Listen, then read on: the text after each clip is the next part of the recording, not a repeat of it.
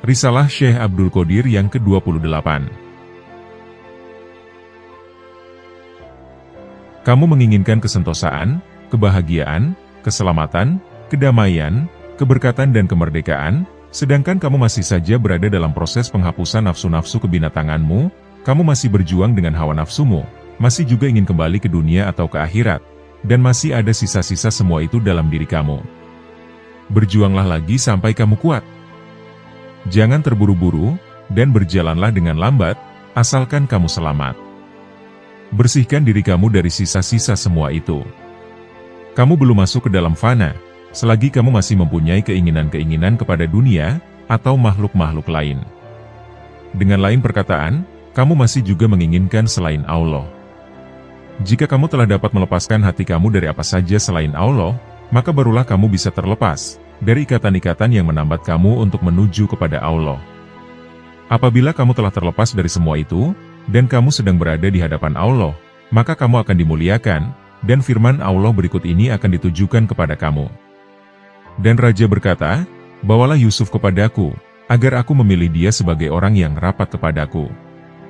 Maka tatkala Raja telah bercakap-cakap dengan dia berkata, "Sesungguhnya kamu mulai hari ini menjadi seorang yang berkedudukan tinggi, lagi dipercayai pada sisi kami." Quran Surat Yusuf, ayat 54.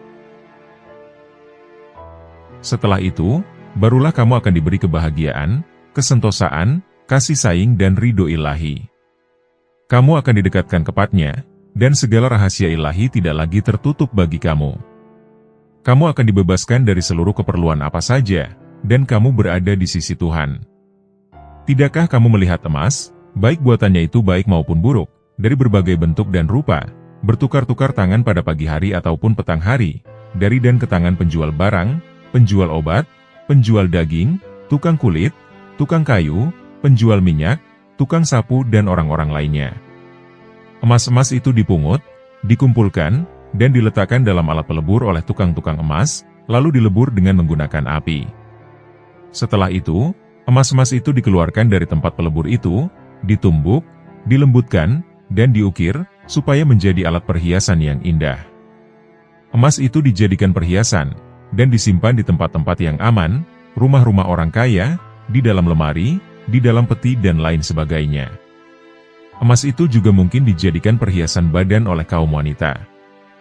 Boleh jadi, orang yang memakainya itu adalah seorang yang ternama, atau para raja-raja. Begitulah emas itu diambil dari tempatnya semula, sampai berada di tempat-tempat yang baik, seperti istana-istana dan lain sebagainya.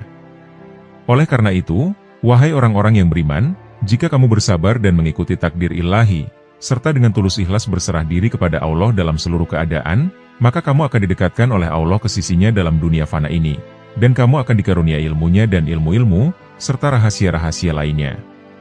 Kemudian di akhirat kelak kamu akan ditempatkan di dalam surga yang aman, damai, beserta para rasul, para nabi, orang-orang siddiq, para syuhada, dan orang-orang saleh di dalam kedekatan kepadanya, dan di dalam rumahnya dengan menikmati kasih sayangnya. Oleh karena itu, bersabarlah, dan janganlah terburu-buru. Ridolah dengan takdir ilahi, dan janganlah muram, karena jika kamu berbuat demikian, kamu akan sulit untuk mendapatkan ampunannya, ilmunya, kasih sayangnya, dan keridoannya.